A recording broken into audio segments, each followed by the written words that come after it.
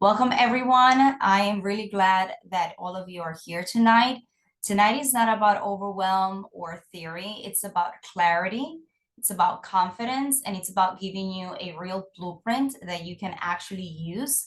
And so for those of you, whether ownership feels far away, it's very close, or you are in the right room, and I'm really grateful for the opportunity to present to you tonight on the blueprint to profit, a step-by-step framework so that you can launch your practice with confidence, build a profitable practice, and be fulfilled as a practice owner. So thank you and welcome to tonight's webinar or workshop. I sent you guys a small email earlier in the day, and if you had a chance to view it, great. Otherwise, we're going to be walking you through some of the steps so that on your own time, you can go ahead and begin your own process of completing some of the exercises that are there. Now, why this workshop and webinar matters, and the reason why this is so important to me and I'm so passionate about startups, is because dental schools basically teach you how to be great clinicians, but not to how to build profitable dental practice, right? So without a roadmap, most dentists either delay ownership, make costly mistakes. And what I want to do tonight is I want to change that, right? Because clinical excellency does not equal business readiness, and we want to bridge that gap. Also, guessing and not having that blueprint and that step-by-step guidance can lead to costly mistakes. And timing plus strategy is your opportunity to build profitability. And so tonight, I want to focus on some of the things that are going to take you there, ideally faster. So what are some of the things that you're going to be walking away with tonight, right? My goal is that tonight you leave knowing exactly what comes next, starting now, depending on where you are on your journey. So I want to give you a clear timeline from today until your opening date, a framework that I've developed that has been proven to work, and I know that you can trust, and directions on where to take yourself and your business from the 3 to 12 month framework or time frame. Okay, so so those are the things that I want you to do, and most importantly for me is to give you confidence moving forward with intention, because the last thing you want is not being intentional about the steps that you're taking along the way. Okay, now I asked you guys earlier if you received the workbook, because I want us to set the stage and the intention for your time, because you're investing your time. You could have been anywhere else, but you're here. So if you received your workbook, where you are in your journey, let me know in the chat whether you are exploring, whether you are currently planning, or you're committed to launching. I want to talk and meet you where you are. There's no right or wrong stage, but clarity is power. And so I want you to take a couple of minutes, or I'm sorry, a couple of seconds to write it down if you have it on your workbook, and or to just type it in the chat so that I can hold you accountable. And from where you are now and what your questions are, by the end of our time together, I want you to just have some idea of where to take the next step. Okay, so take a moment to do that and let me know again in the chat what those are for you.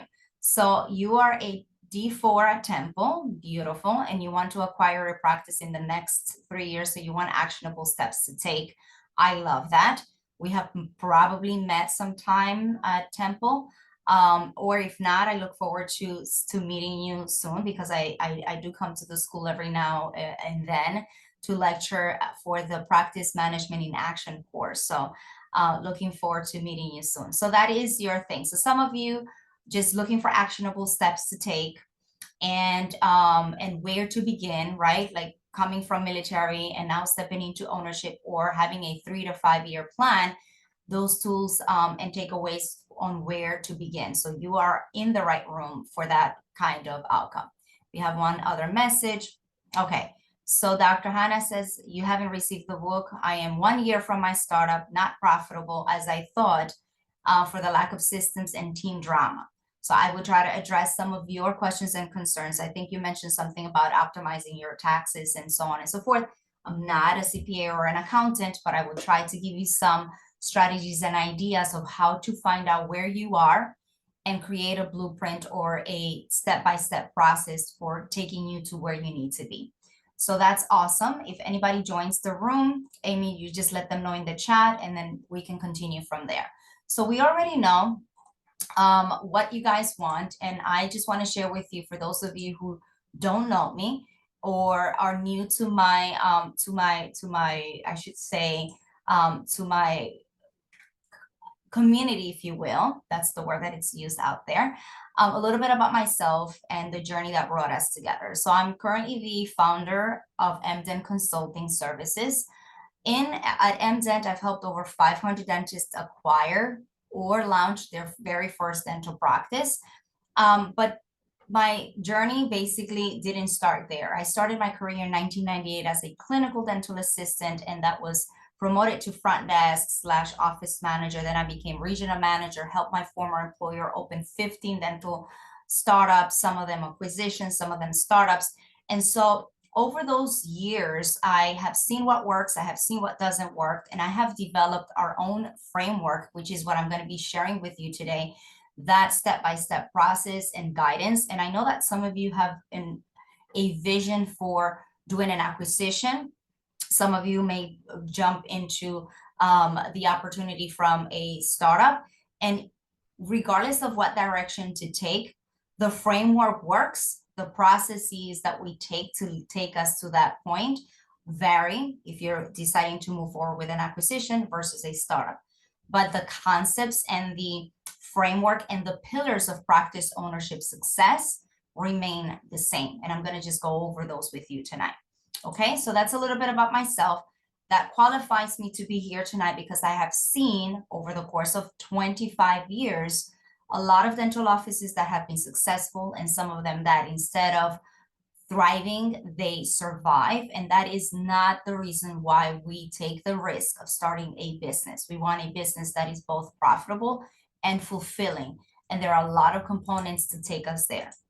So what is the blueprint to profit framework, if you ask me? I'm going to go over it, and I am going to look at what a year from now looks like. And again, Dr. Hannah, I know that this has been part of what you did, but if we reverse engineer, or we go back to previous steps that you've taken, maybe the measure of success for a new business, it's clients, right? Because that's the oxygen and the and blood stream of any business. So have patience on the chair. That is the ultimate confirmation that we're doing our job, right? That's what we want. We want to launch and we want patient growth, right? How do we get there? It's going to be maybe in a year from now for some of you. For some of you, it has already been a year and you're not seeing the results that you want, right? What happens within the 6 months to 12 months? What are you supposed to be doing? And what are some of the things that you didn't do at that time that has led for you to not be where you want to be today, right? So we're going to talk about all of the steps leading up to your first year. And the framework is comprised of 4 milestones, or what I call stages, if you will. And some of them vary depending on where you are, because we don't want to rush through any particular decision. So the very first part of the framework, reverse engineering from what we want to see ourselves in a year from now in terms of our ownership journey, we want to be able to launch our practice and be successful in a field schedule. But what happens, the first stage of that, or the first milestone, is your vision and your planning. So what the 4 stages or milestones are: your vision and planning, your strategic selection of everything, the location, the team of advisors, everything, your financial structure, understanding your numbers, and your successful operational launch and ongoing.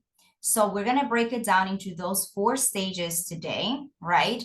And we're going to talk about some of the things that are on the workbook as far as kind of like the exercises, how to analyze demographics, feasibility assessment.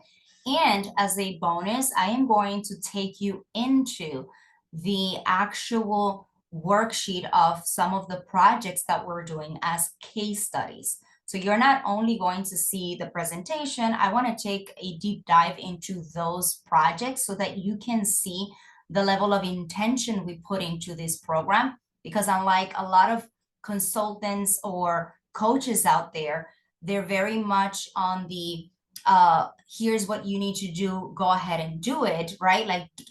Like coaching and consulting is different, and we like to pride ourselves with being coaches that consult and do hands-on, done for you and with you support, so that you're able and empowered to launching your practice with the support that you need to do it the right way, right? So this is basically the blueprint to your profit framework. The doctors that have gone through this program with me, that have followed these steps and have made informed decisions, are enjoying a profitable practice in record time, right?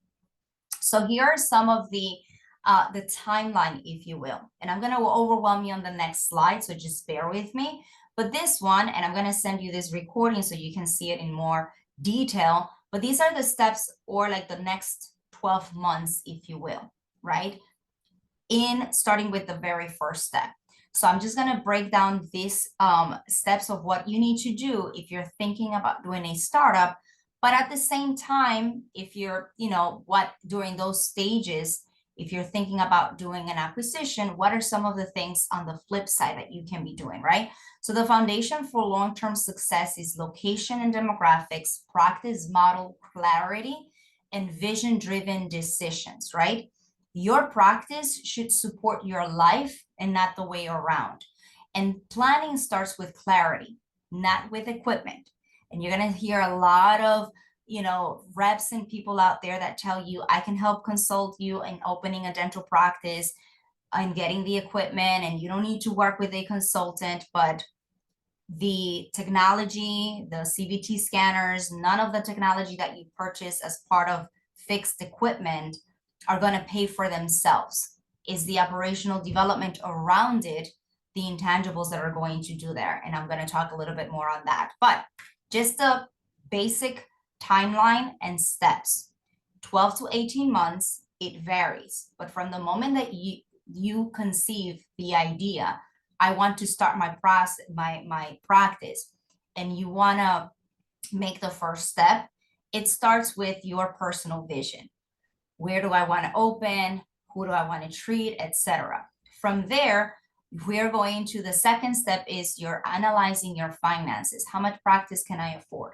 What is my current cash flow? What is my liquidity? How am I going to borrow money to be able to fund this project? The third one is putting together your team of advisors. Can I work with a consultant? I need a dental specific broker, not some real estate that has done residential and doesn't know how to negotiate a lease for a commercial dental space. An architect, a general contractor, who should I hire to do my equipment? All of those things. Analyzing the demographic areas of interest is the fourth step. Conducting feasibility assessments, I'm very big on that one. I never want any of my clients could never go back and say, what if I would have taken that deal versus this one? Because we map out every single location, we compare contenders, and we say, this is this office versus that office. These are the pros and the cons. This is a demographic, assessment of this location versus that location. Make an informed decision, because you're going to be profitable faster location A versus location B. And we work through this together to be able to allow our doctors to feel empowered and confident in their decisions. So we do that. Step number 6 is you want to be able to negotiate good lease terms, TI, and start your budget. I'm going to go over that in detail if we have time allowed it. Otherwise, I would definitely suggest you schedule a follow-up call with me. But negotiating good lease terms means that you are going to be the only dentist that is going to be allowed in this particular commercial space, that they cannot relocate you, that you're protected as a tenant because you're building an asset. My business is this computer that I am conducting this webinar from, my phone, a couple of tools. For you as a dentist, all of the equipment, all of the assets that you put in, the investment, you cannot just walk away and do this. So you need to be very cautious of the type of landlord, the type of people that you're going to be working with. So that's a very important step not to miss. And starting a budget, because I always say this, it's a lot of fun for a lot of people to help you spend $800,000 or $1 million, which is what, typically a standard 2,000 square footage office space build out typically costs nowadays. But then there is no follow-up strategic planning on how to pay back that liability, right? So you want to build an asset, and you want to be able to protect the lease, get some tenant improvement allowance. That's what TI stands for, meaning a lot of landlords are happy and willing to help pay for some of the build out, because you're building an asset that is going to be giving equity to their building. Therefore, they are able to contribute, and it's kind of like an investment for them to help you with putting together some money to help you with the cost of launching or building your practice. This is on the startup side, okay?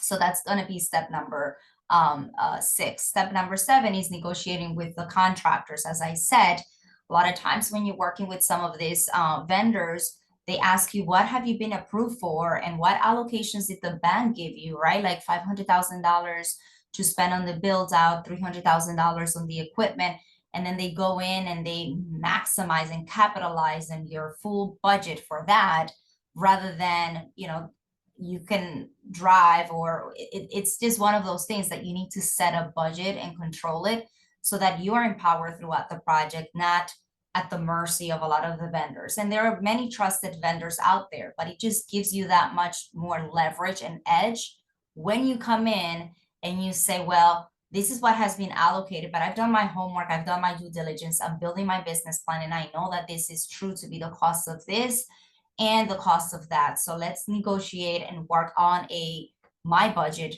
for this particular category of the project, right? Makes a significant major difference, right? Developing operations. So once you secure a space, you have a business. Before then, it's just securing a smart location, which is the first part of the milestone, right? Like of the stages. Once you sign that lease, you've done all of your due diligence, it is showtime. While the construction begins, you are building your operations. This is business management in action 101, where you're doing your master's in business administration, and the case study, it's your own business. This is how we become profitable faster, by not waiting until, like I had a dentist the other day call me. The construction, they were having the space delivered. I think might have been sometime this week. They had no working capital left. They had absolutely not started marketing. Website was not ready. They were just getting started on thinking of doing the insurances and negotiations, didn't know what their fee structure was going to look like, did not know who the employers were, had no clue where to start the business.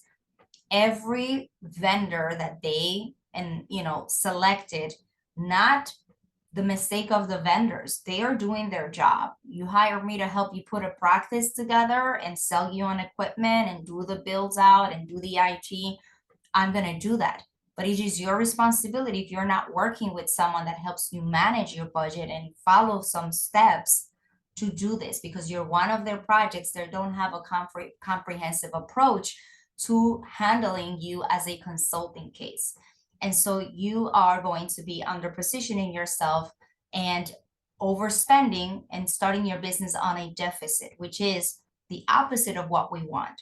And so all of these steps that I'm telling you to follow are not just by accident. This is where we need to, these are the steps that we cannot miss if we want to be profitable, okay? So we start developing operations. We understand our business model through all of the due diligence we've done, the market research, the competitive research, the demographics in the area, the top employers in the area.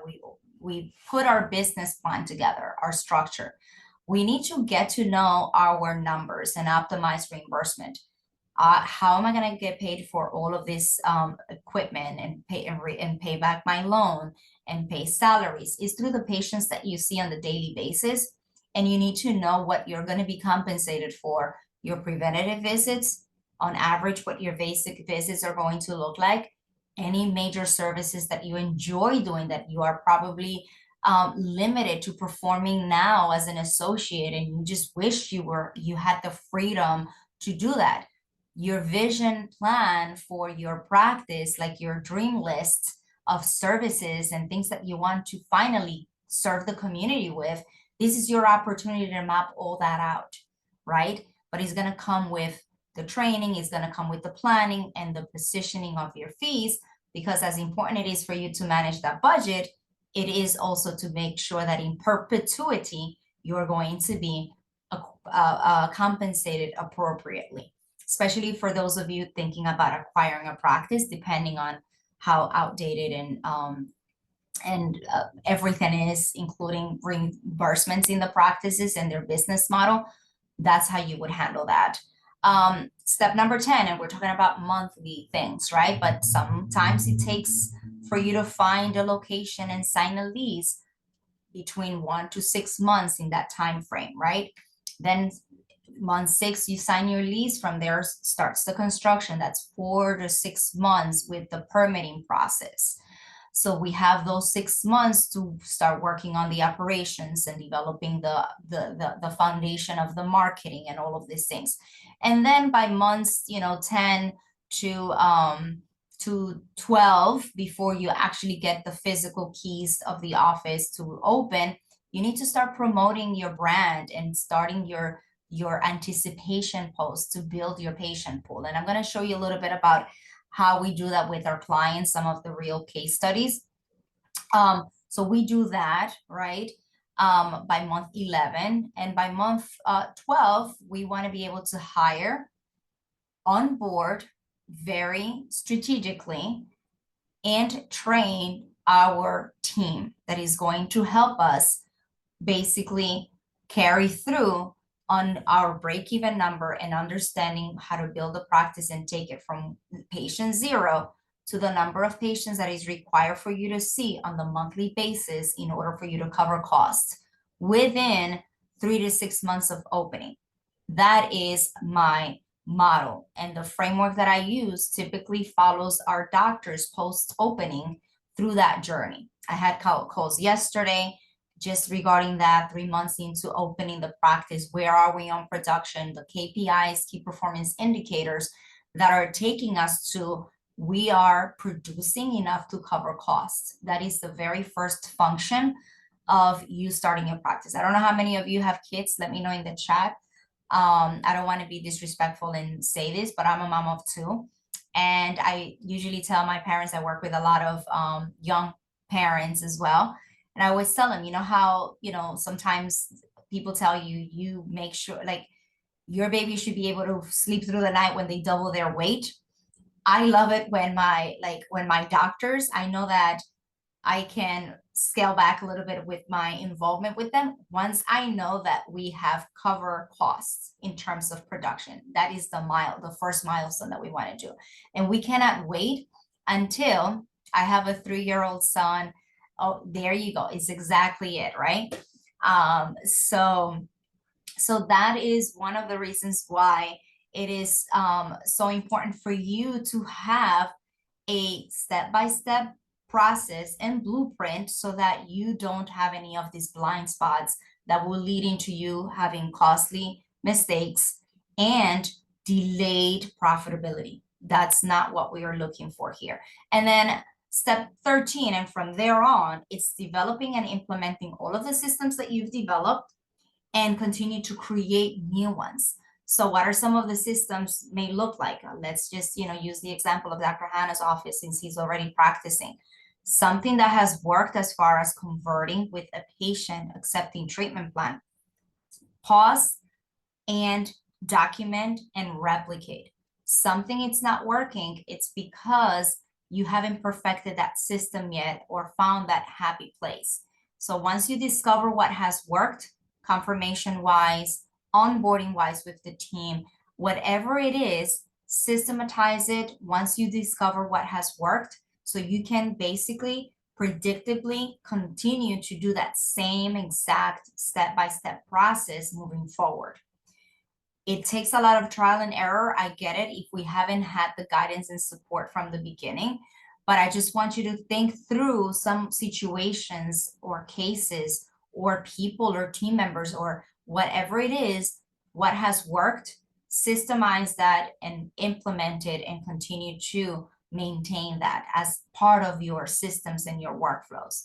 There is no rocket science, and nobody that gets a binder this fat of SOPs is just going to sit there and be like, oh, let me see, this is first you answer the phones. No, you work and then you have frameworks, you have best practices, and you tailor it. What works, then you're like, okay, this works. Let me make note of that and continue following on that process. Are you guys finding this helpful? Are we okay with time? Let me know if you have any limitations have to be run out so that I can rush through this, because I could be a talker. And no matter how much I try to stick to the regular, like, oh, it's a 45-minute thing, never happens. And this is the overwhelming chart here. Okay, so we're good for time, doing great now, awesome.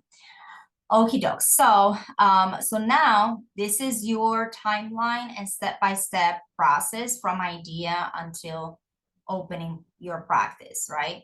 Now let's talk about questions that you need to ask yourself. And the pillars of practice ownership success.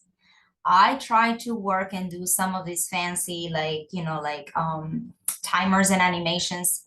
Wasn't working. I gave up. So I'm going to use my pointer here to start from the bottom and explain to you what I want, what I mean by this, and the pillars of success that I use. I break down, this is basically the principles, if you will, and it applies for my business, any business, right? For you to be able to have a profitable, predictably profitable business, you need to make sure that you have all of these principles in check. At the very bottom, and the way that I structure this, I use the framework, but I also have like the pre-opening and post-opening concept, if you will, because again, what we want is a full schedule. That's the measure of our success, right? Like having our chairs filled, or having a happy team, or having patients coming back for recare because they've trusted us, right? But if there is a problem with one of these pillars of practice ownership success, you're going to experience some setbacks in one of those areas. And so I divided this framework into what needs to happen and questions you need to ask yourself pre-opening, or what I call the intangibles, what happens behind the scenes. Because let's be real, if you have a full book schedule, that is the outcome, that is the tangible piece, right? It is what happened behind the scenes that led to that outcome. And so when we're starting a business, whether it's a startup or an acquisition, what we do before we close on the space or we sign the lease is going to be a determining factor of our success likelihood. Do we agree? So let's go over vision as an intangible pre-opening, the things and the steps and the questions that you need to ask yourself, and what I usually have my doctors do as part of some of the exercises, right? Like, who do you want, why do you want to own? What is the purpose and the reason behind it? It cannot just be my boss at my associate job is a jerk and I can do a better job.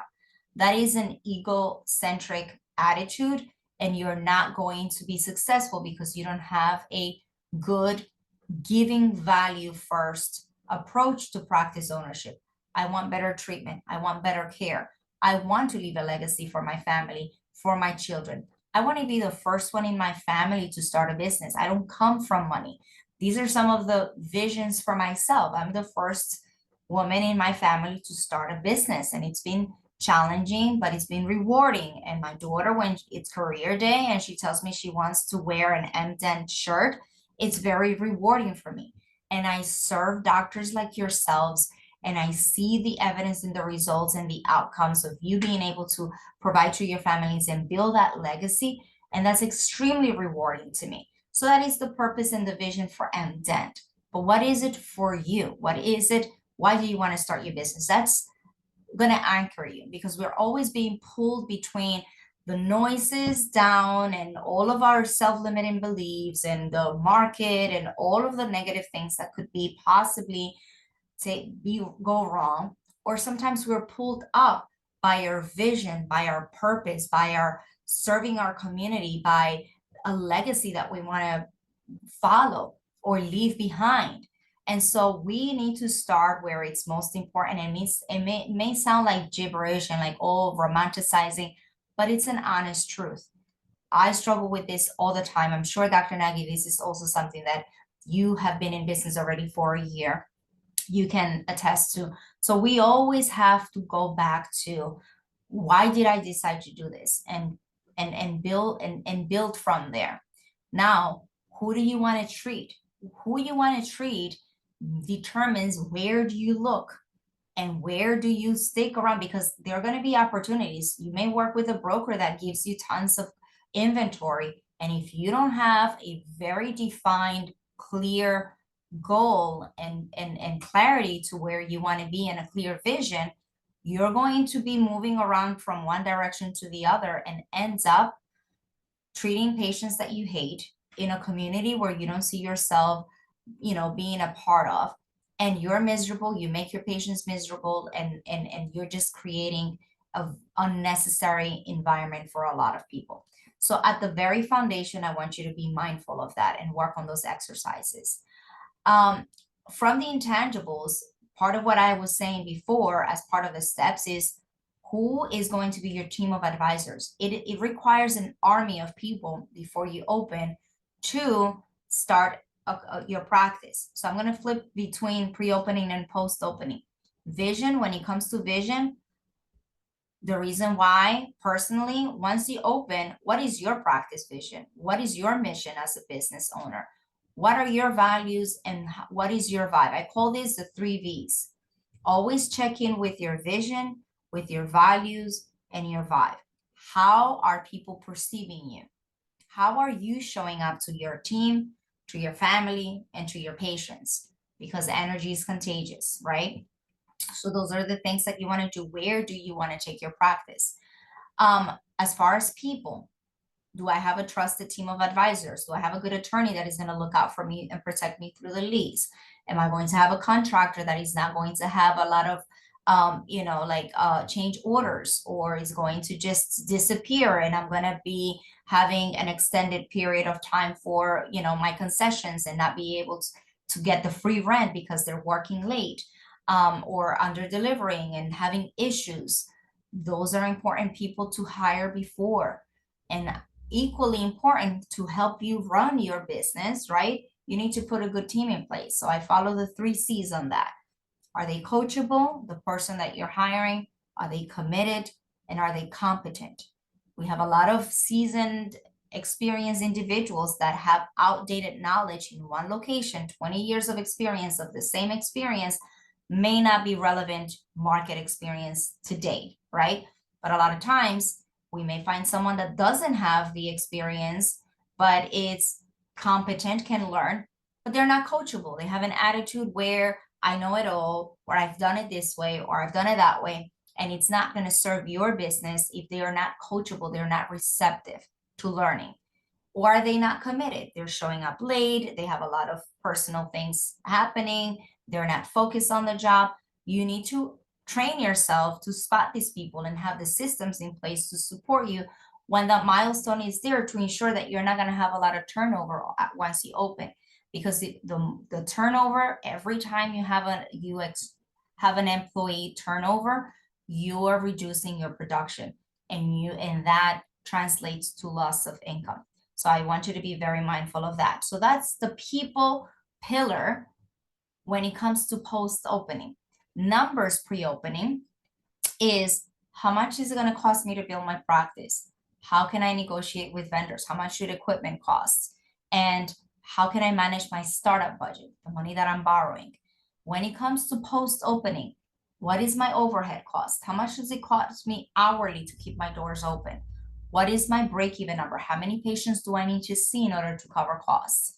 And what is my profit margin? Am I at 20%, 30%, 0%? What does that look like? Because your team needs that guidance. You as the owner have the responsibility of knowing this information so that you can provide clarity, confidence, and your own blueprint to your team moving forward. Training, this is another pillar that is extremely important for me. For you, pre-opening, you need to learn how to open a business. You didn't go to school for that, but you have the opportunity now, since you're going to start your own business, to do it right and learn to do it the right way. So answering questions like, have I launched the business before? Have I hired people before? Do I know how to hire people? How do I market myself in my practice? And how do I deal with dental insurances? How do I create a membership plan? And how do I promote services? What's right? What's wrong, right? Like those are the things that you need to plan ahead and learn before you launch. Once you launch, you need to know how the world of how you get compensated works, because you need to eradicate your debt. So a lot of the things, the big elephant in the room is always, how do I deal with insurance companies? How do I do billing? How do I ask, my happy patients for review so that Google can help rank me higher and I don't need to spend that much more money on paid advertisement, because organically I'm able to do this. And how do I reconcile my accounts and make sure that I keep my profit margins in check? All of these things require training, similar to how you learn the clinical aspect of becoming a dentist. You choose to become a practice owner. Now it's your responsibility to learn how the operations work. Not to do it, but to delegate it and take control and lead everyone around you, because it's ultimately the goal. Okay, so when it comes to influence, I threw influence on there because it's one of those intangibles that it's now more important than ever, which is another form of persuading people. A lot of times before opening, you have to persuade and influence your vendors to make sure that they're going to be looking out for you, negotiating the rates with the banks and doing all these other things, salaries with your employees. Like, how do you influence people? How do you influence some of the potential referring partners out there to make sure that instead of referring to other people, they end up referring to you? Those are things that you need to think about and plan for and prepare yourself for as part of practice ownership. Because let's be real, there are many, many options and many, many practices and many, many businesses for us to choose from as consumers. And so we need to work on positioning ourselves, and that requires for us to develop skills that we didn't necessarily need to have as an associate or as an employee of someone else. I'm speaking for myself, and I'm sure some of you can relate. Influence, once you open your practice, is how do you lead your team? You lead by example. You lead by knowing that you're retaining those patients. The patients are the testament of you as a leader, as a clinician, as someone that has earned their trust. And in translation, that translates to your team also trusting you, your team also believing in you and wanting to support you, because they see themselves through the work that you do and the service and the value that you add, and that makes them morally committed to you. So that is definitely something that is very powerful, because it helps you market yourself. Marketing is everything you do, as Fred Hojal says in his book. But one of the things that it's important is that you influence, and you need to learn how to persuade others and how to, get things done by influencing the perceived kind of like the outcome that you want on others, right? And systems is everything that you're going to do before you open, centralizing everything, building your business plan, all of your marketing efforts, all of the things that you do, centralizing it before opening, but then also having those things, written processes in place for onboarding, for hiring, for training, tracking your key performance indicators for the first 90 days. And then from there, shifting gears to more elaborate KPIs and things like that, so that you are able to predictably be profitable. So these are the 6 pillars of practice ownership success as part of my framework. And now I just want to walk you through some of those foundational steps or milestones. So and take you into some of the work that I've done for some of my clients. Then I'm going to open up the floor for any questions that you may have specific to your situation so that you can benefit from your time today. So the very first foundational work is the site selection and planning and setting up your vision. So I'm going to talk to you about a couple of things. This typically takes, I say that it usually once a doctor starts working with me, then we say, hey, let's go over, let's go over what your vision is. Where do you want to open? What is going to be your commute like? Are you going to be living in the same office or is it driving distance? Because if you have small children, one of the things we want to look into is the school districts. Are we going to be part of the community or are we going to be driving into the community? Living someplace else based on the business model or who you want to serve, because that's typically one of the things that we want to map out. And what is that vision? What does that look like for you? So a couple of pointers, because I don't have, we don't have a lot of time to go over everything. On the workbook, there's a section that says, vision planning. And the exercise that I use and I recommend, I'm not, like I don't have any connection or anything with this particular book. I usually just take it upon myself to share with my doctors because I'm a self-implementer for my business on the EOS model, which stands for Entrepreneurial Organizational Systems. This exercise or this book gives you the framework on how to set up things that like your core values, like your main purpose, your niche, some of that foundational work that is going to become part, like for my doctors, we take this information to plug it into their employee manual. So when someone gets hired and they come in, they already know what their mission vision is for the company, and they need to be part of that. Otherwise, they are not going to be hired. I mean, and all of the processes and things that we do, including the hiring and the people that we're bringing on to build that culture, needs to be anchored and in alignment with what your core values are. So this is one exercise that I make my doctors go through on the workbook, is just ask, what is your goal? What is this? But if you want to be more elaborate, you purchase the book and you go to the website and download this site, and it's typically there. That's usually part of the things that I do with my clients, but you can do it yourself. Do I have any questions? I have some comments. Super helpful. Thank you. Okay, awesome. Okay. Okay, awesome. So I love the feedback. Keep it up. Awesome. So this is kind of like, as far as like the vision planning, the second step is for me is the foundation for long-term success is location. You're going to hear people say location, location, location, and I couldn't agree with you more on that, because the location, like your vision sets the tone for who and why and how you want to treat people. The location fulfills that, because if you opening the wrong place, is like putting lipstick on a pig, right? Like if you want to do veneers and you want to do cosmetic dentistry and you want to do, you cannot select the location where the demographic is not in alignment with that, where you have edentulous patients that are only going to want to, or like their disposable income is not where they have the extra income to afford to do the cosmetic services that you want to offer. Because remember, we are going to start off always with having our bread and butter dentistry, but this is our baby. We want to challenge ourselves. And so we want the big picture. What is it that I want to do? I want to do implants. It may not be in a year from opening, but it is something that, hey, in 3 years from now, I'm going to hire myself an associate to do the bread and butter dentistry. And I want to focus on doing veneers, big cases, all on fours, whatever that is, map it out.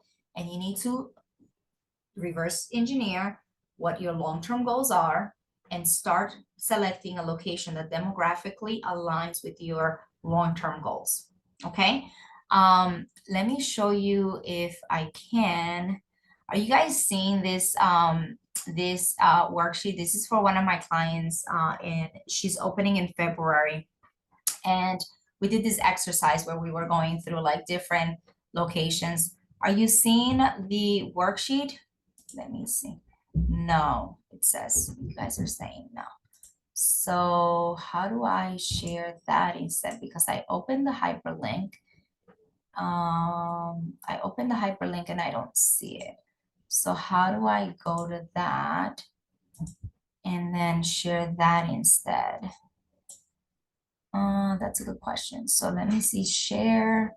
Okay, so I just had to change this. Are you guys seeing it now? So this is an example of a feasibility assessment. We went through this exercise with this doctor. She's relocating from Queens and she's moving to Montclair. She has a young family and we were working with a dental specific broker to make sure that we did this. So this is basically her, we went through her negative, like her business model that she wants, who she wants to treat, et cetera, et cetera. And this was a top contender between the locations that she found in terms of size, in terms of demographic, in terms of model, the rent, all of those things made more sense. So we ended up moving forward with this location, but we did like a whole comprehensive, like comparison, if you will, between the locations, right? We mapped this all out for her and we were able to do this and do it successfully because we did our due diligence in that sense. Okay, so this is what that feasibility assessment looks like. I'm going to go back to my worksheet here. Hold on. Are we back to the worksheet? Okay, great. Okay, so the second big major milestone is managing your numbers. And we're thinking or we're talking about pre-opening, right? Like for a startup. And this is where I see a lot of dentists make a lot of mistakes because they overspend. We're first-time buyers, consumers, and every vendor out there wants to sell you. Now, even with the AI components, you can have 5 different softwares and they all overlap, but then they sell you on this one and you sign up for the other one and the other one and the other one. Next thing you know, you're paying for so much, underutilizing a lot of the tools and services that are offered by all of these different companies. So you need to focus and manage a budget. So the second milestone, major milestone out of the framework, right? We spoke about site selection and that's the first one in the vision planning. The second one is budgeting and financial strategy. So we'll talk a little bit about what that looks like. So on your workbook, you're going to have like a financial snapshot thing. So what numbers do you need clarity on? I also want you to tell me on the chat, what are some of the numbers that you need to more clarity on so that I can guide you through that. But let's go over what I had prepared for you. Profit is typically planned. It's not hoped for. We cannot start a business hoping that we're going to be one day profitable and then signing up for everything and anything that gets proposed to us without a clear plan and without a financial structure in place or system in place. That is why, for me, I'm very big on helping our clients put together a startup build out with breaking down all the operational costs and funding allocation, because that's part of how you spend your money up front. But equally important, it is putting together kind of like our overhead moving forward. So dividing and conquering. Our startup budget is on one of the financial milestones pre-opening, the intangible. And then post-opening, we want to make sure that we keep that profit margin healthy, because if we are overspending and we are spending $60,000 on a month, and we are just our capacity of patients, the schedule and all of that only brings in $30,000 a month, we're on a deficit. And I have had a conversation with a client, I'm sorry, not a client, a potential client, a really amazing doctor from Brooklyn, who basically said, like, I wish that I could, have met you before, because again, he was on a deficit. All of the decisions that he made, salary wise, construction wise, equipment wise, rent wise, everything that he had signed up for on the pre-opening phase, the intangible phase, led to $60,000 a month in overhead. He needed to bring in $60,000 just to cover costs. Okay. And when I asked him how much, and he had been open for 2 years, when I asked him how much is your production or collection on average, 25 to $28,000, he shared with me. Could not afford to work to help fix a lot of these things. I gave him like a budget to help him reduce kind of like some of the overhead expenses, renegotiating with some of the vendors and some of the terms and things like that. But it's very challenging, right? To be able to do that. So the second milestone in the framework for profitability as a first-time practice owner, it's managing how you spend your money before you launch your business. And every vendor that is going to be a subscription-based vendor, your phone system, your CRM, your, all of those things, you need to decide and map all of that out before. So let's go and see how that looks like on our worksheet. So let me share with you. Now I need to go back to my share button here. Where is my share button? Share, I'm going to share this. So this is what a budget looks like. And when we talk about build up cost, operational cost, and funding allocation, typically this is what, the bank gives you $750,000 to launch your business, right? The contractor typically gets allocated about 50% of that because it is the biggest, item for you to launch your practice. But equally important is like the equipment. So one of the things that we did for this doctor, if you're able to see here, is that she was on $100,000 kind of like credit. She didn't have to use the full amount, but how did she end up not needing to use all of the funds? Number one, we stuck to a budget on the equipment. She had $250,000 allocated from the bank to use towards equipment. But guess what? We didn't need the Rolls, like the Rolls Royce of chairs and the ADAC and all of these other things. So we maintained and kept a budget. We came to the agent, to the person and said, this is how much I want to spend on my equipment. Every office is different. Every technology that is necessary. This is a 2D, not a 3D, no iTero. This is a pediatric office, but I've seen pediatric offices that spend 200, like whatever dollar amount it's provided by the bank, the equipment people, oh, that's their first question. How much did they give you in allowance for equipment? Okay, $250. They prepare you a $300,000 quote and then bring the discounts down to 250,000. But guess what? If you determine your budget, you know what the going costs and rates are for some of these materials. You can set up your own budget and say, I'm not willing to spend more than this. And they would work on your budget. And the result of that is that you have more than enough working capital for your marketing, for your team, for those difficult challenges in case you do bump into a difficult situation. I had a dentist in Texas that opened a few years back and everything was going as planned. We came down to the office and then like like a couple of weeks after I came down to the office for the grand opening and conduct training for the team, a car literally drove into like the space and they had to shut down the office for like months and go through this whole, crazy reconstruction thing. And it was, there was a patient, but he was in another room in the same office, which was scary, right? But these are things that typically happen. Guys, are you okay with time? Because I am, like maybe about 60% done, and I want to just make sure that if this is making sense to you, that I continue. Otherwise, I can just rush through it. But if you guys are pressed for time, if you're finding value on this, just let me know and I will keep on my pace. So Nicole is still there. Awesome. Doctor, yeah. So let me know if you guys, and then I do want to answer your questions and mingle with you a little bit. Okay, so this is what a budget looks like. Remember earlier I said as part of the steps, it's important to do lease negotiations and tenant allowing improvements. So the broker that I had my doctor work with for this particular project was able to get $70 a square footage in support from the landlord to build her space. So what that translated to, it's $244,000 to help her build the practice. That is, so she had in total $994,000 to build her practice. It's a beautiful practice in Virginia. She's doing great. But then again, these are all of the early decisions that happen before happening. And you can do this alone, but it makes a lot more sense and it's more cost effective for you to do it with someone that's been there, done it, and can guide you and protect you along the way. Okay, so moving forward, so that's the importance of that is what a budget looks like.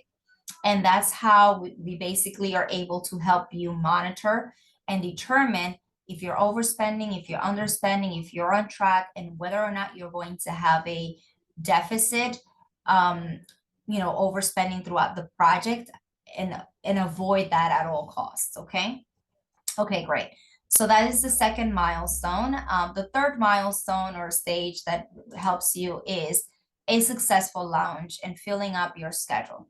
Let's dive into it, right? Like there's so many pitfalls and mistakes that dentists make, or not dentists, first time business owners, myself included, which is when I do this, then I will be able to do that.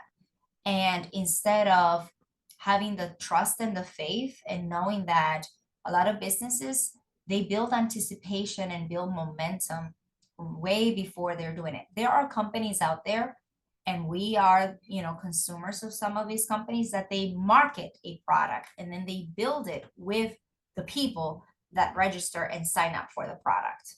So like people with no experience on something, but they have good marketing skills, are able to help us buy their product, and we're the guinea pigs for whatever service that they're offering, right? They build the anticipation, they market it first, and they build it later. I've been to a lot of seminars and like things with a lot of like influencers, and this is what they teach. Not to say that it's wrong.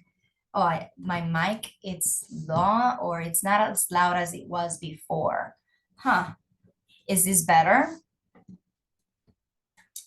Okay, so is that the same for everyone? I'm hearing that my mic and my volume is not as good as it was before. I don't want to mingle too much. Let me go ahead and put the volume up a little bit more here. Okay, I just put it at 96%. It sounds good to me. Okay, okay, so alrighty, so maybe check Dr. Ming for your connection. So let's go over how to fill our schedule and how to avoid the mistake of waiting too late to get started. Okay, this is my biggest thing. The biggest lesson that I want here is once you've closed on the loan, once the office is under construction, once you have decided on your business model, the insurance that you're going to be participating, you've done all of that, you've negotiated the reimbursement, don't be shy and wait until the office, like you actually have the keys to the office to start promoting your business. You want to build your 100 patient challenge. And in order for do that, you need to, like opening the doors is just the beginning. So you cannot wait until you open the doors to start building momentum. So a pre-launch momentum is going to be extremely helpful. Developing those marketing foundations is extremely important. And developing your patient experience strategy early on, because what happens is, and I would highly recommend if you guys didn't join my last month's webinar, which is, the 7 principles of ethical persuasion, is I share those principles, and the patient experience strategy basically goes over how we need to see uh, credibility and social proof.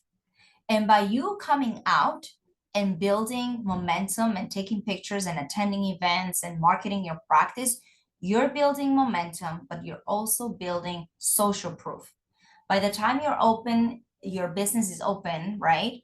You are going to have patients on a waiting list, and you're going to be already visible in the community. So that is going to be one of those components and factors that are going to lead to you becoming profitable faster.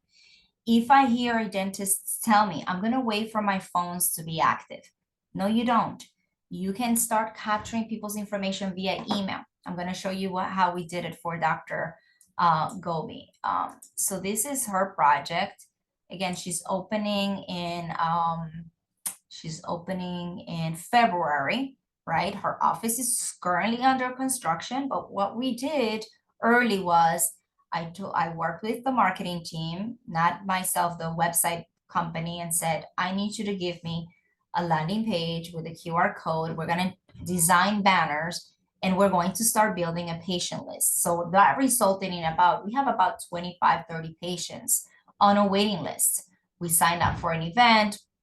I came over to the site with her because she's in Jersey, so I was able to just drive there and spend the day. We had a raffle. We captured people's information. We don't have a phone lines active yet, but we have emails going out to the patients with some of the things, and these are the insurances that we're going to be participating with.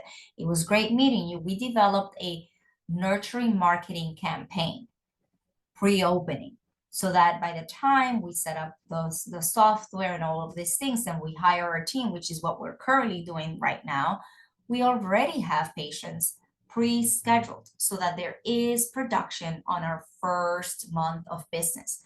That's how I get my clients to break even within the first 6 months from opening. And then from there on, month 7, when we already have those patients that came in month 1 and 2 are going to come back for recare in months 7 and 8, that's when you become profitable a little bit, because then those patients are just coming back. You're still using the same efforts of new patients coming in month by month, right?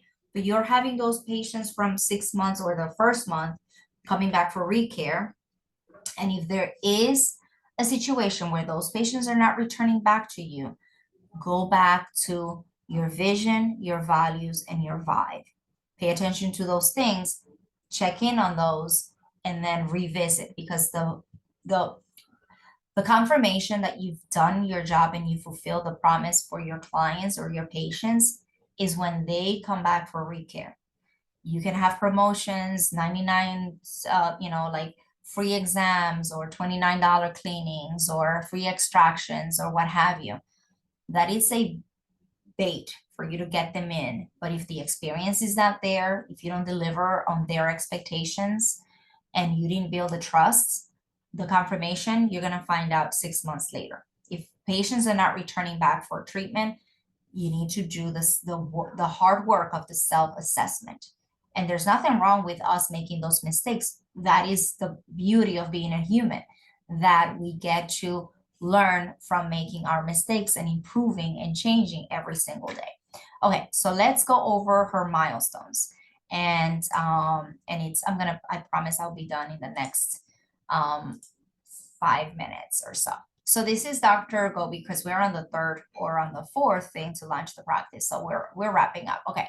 So this is how our internal worksheet looks like, the EOS, right? The demographic, the comparison for all these things, like the comparison between the top competitors in the area, how much do they charge, how do they sign on the phone. This is all part of the business plan that we help our doctors develop, right? On the site selection, we went over that because it's the same project that I showed you before. The market research, who are the top employers, all of those things we help them with. Vendor selection, comparing all of the things. The break-even analysis is like all of the services that we do. We're going to go over that on the last thing.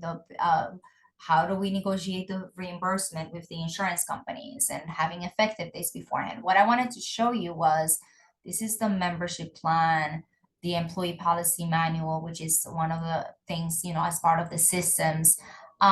This is where I was telling you about how we basically, because every dentist always struggles with, I am not ready. I don't have a team yet. I cannot do this. Or how am I going to answer the phones? When you work with a team of consultants that supports you through the journey, you just find answers and strategies to make sure that you're going to have patience before anybody else that doesn't work with a consultant, right?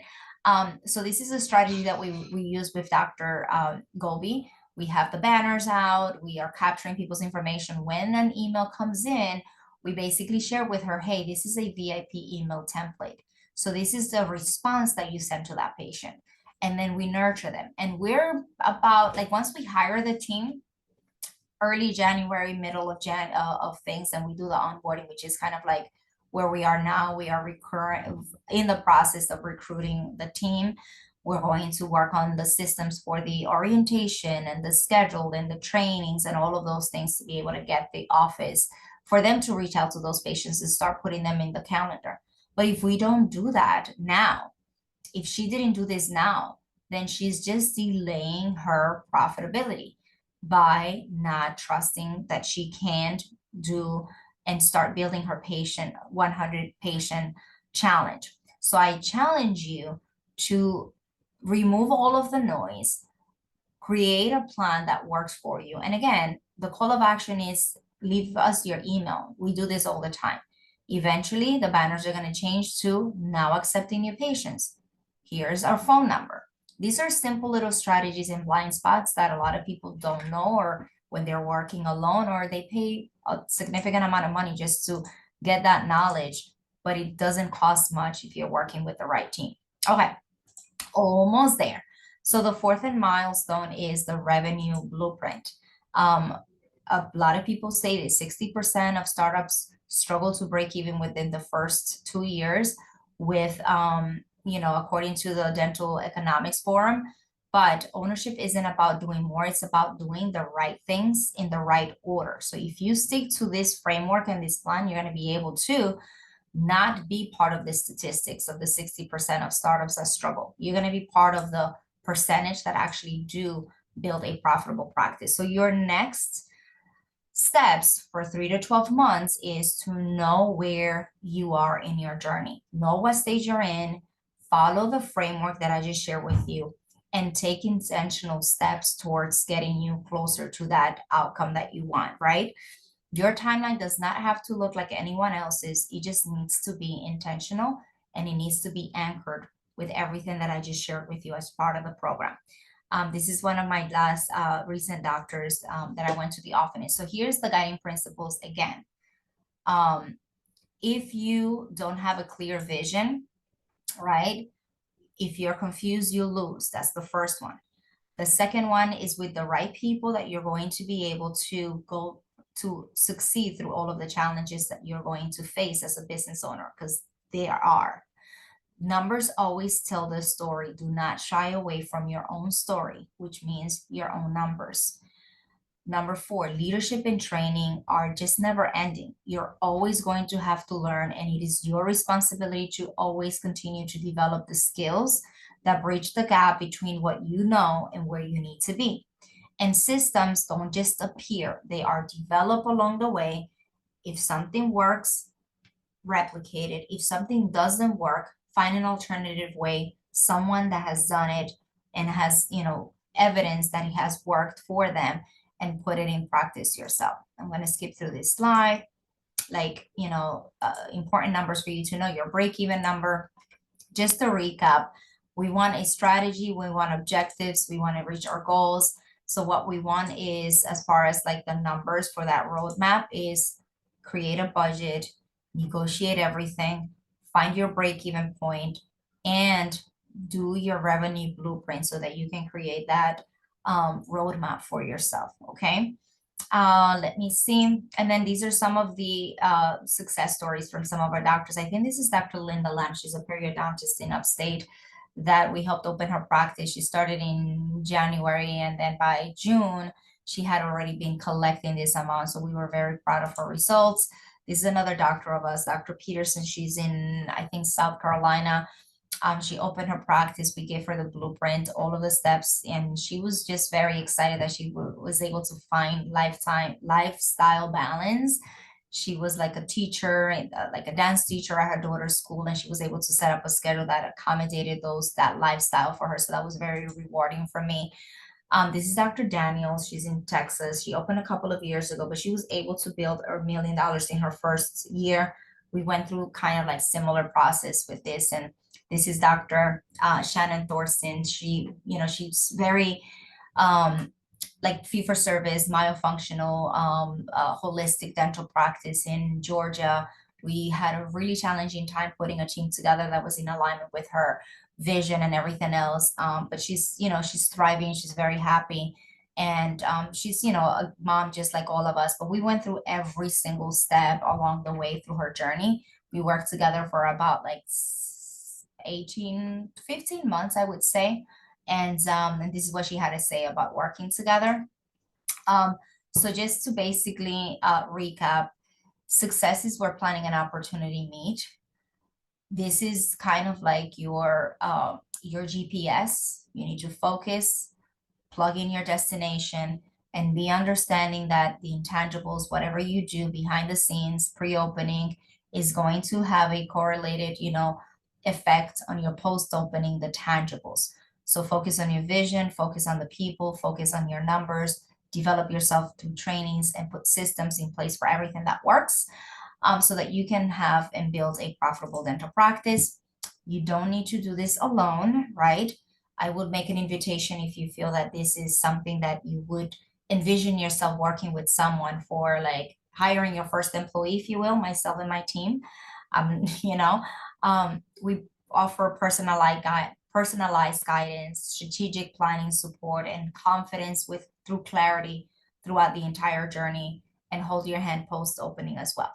So thank you so very much. I want to take down your questions, your reflections, your wins. This is your time. So let's talk about your vision and answer any questions that you may have. So Nicole says, thank you so much for your time. Any questions, anything that you want to run by me before we wrap up? Because I know you've been generous. It's been an hour and a half, an hour and 20 minutes. You guys can mute yourselves and ask, or you can put it on the chat.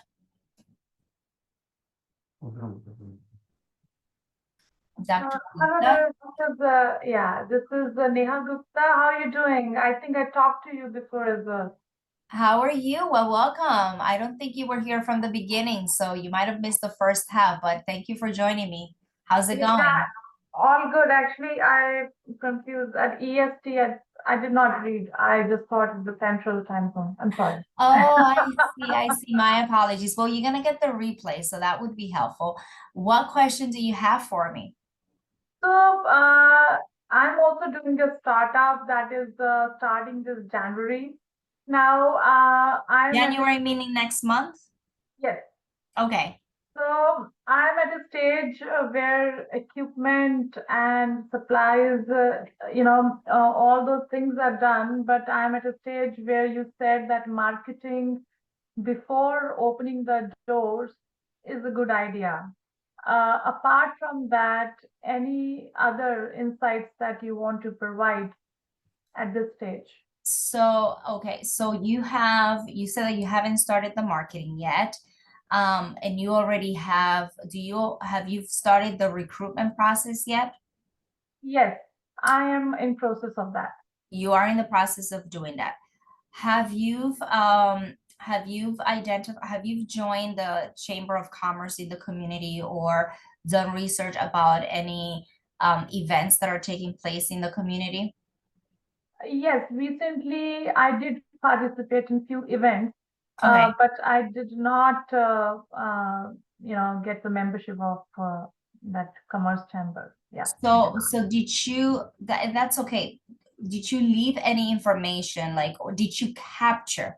Because one thing is, I had a meeting yesterday with one of my clients, and they said, oh, there was like a networking event or something like that, and and I was like, so what did you do? Oh, we were handing out, and some people called us, and I said, you don't hand out your business cards, because I personally throw them in my purse, and like one day if I remember, I do it, but if you take my information and you send me an email and you say, hey, it was great connecting with you, and so on and so forth, just as a reminder, we're seeing patients and so on and so forth, and periodically I receive something, then you're going to be top of mind.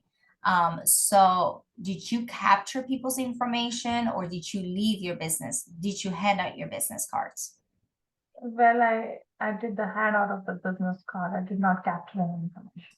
Next time you invest your time in any networking efforts, you need to have something where they are leaving you their information, so that you can implement the strategy that I just shared, where you connect with them. It's the same concept that the big marketing companies do with us all the time. where Mm. they simply just, like, hey, do you want to get a free X, Y, and Z? Leave us your email, and then you're signing to receive all of their nonsense. But a lot of times it's for things that we're interested on. So it's just an exchange of value. So basically, you need to show them that, or you need to bring something on the table for them to share the contact. Yeah, Because so like let's say I'll share something very like this is something I had someone here. Who is it? Dr. Elia, I think they call, from Temple. So I was in Temple, I did this thing, and one of the things that I did was it was just like, hey, enter to win a gift card, or enter to win a free um uh or 50% off on a cosmetic service, or whatever it is. Like you need to come in prepared to give them something that they will leave their information for to enter to participate. So it's okay, participating in those things. Okay, so that right. would be what I would recommend you do next time. And I want to be mindful of other people's time. So Dr. Main, okay, in order to work with you. Okay, so yeah, so this is another question. The great thing about starting a practice is that you can finance most of the like if you set up the right budget, you can incorporate some of the cost of working with a consultant and run it through the financing for the business. So you try to open any other business, retail, restaurant, what have you, nobody wants to lend you money. But for in dentistry, there is, like that, we have the luxury, or you dentists, if you do it right, that the banks are willing to finance 100% of the project. And as part of that budget, if you're working with a consultant that they trust and they've worked with before, then that even makes it more appealing to them, because they know that you're going to have a framework that is going to work, and their liability is not such a liability, because you're not just winging it or taking a chance. You're working with someone that is going to provide you with the steps to make sure that you're getting it done the right way. So to answer your question, you can finance it and make that part of the process. And if you don't have the funding readily available, we offer kind of like a structured, uh, payment plan, where you do like a percentage up front, and only once you sign the lease. And I've had dentists that it takes them a year or a year and a half to find that location, depending on where they're looking to open. And that's when you have access to the funding. And then from there, we work directly with the bank. So it's a very small upfront commitment, and then you can always get reimbursed by the bank once you open up the loan to start the process of like securing the location and funding the project. Any other questions? Awesome. So I want to be respectful and mindful of everyone's time.